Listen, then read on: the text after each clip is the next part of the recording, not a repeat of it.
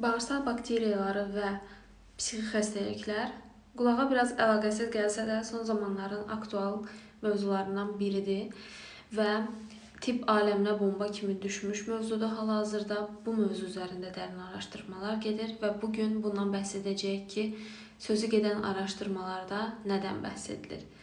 İlk öncə bunu vurğulamaq istərdim ki, biz gördüyünüz olaraq sadəcə bizdən ibarət deyilik. Bizi təşkil edən hüceyrə sayı qədər təxmin olunur ki, bədənimizdə həm də bakteriya sayı var. Bu bakteriyalar adlarından göründüyü kimi ya da bir çox insanda qorxuya səbəb olacaq cinsdən bakteriyalar deyil. Bu bakteriyalar bizim həyatda qalmağımız üçün önəmlidir. Və bəlkə də təsadüfi deyil ki, nəyə görə insan hüceyrə sayı ilə onun orqanizmində yaşayan bakteriya sayı təxmini 1-in 1-ə nisbətindədir. Çünki bu bakteriyalar bizdə bütün funksiyaları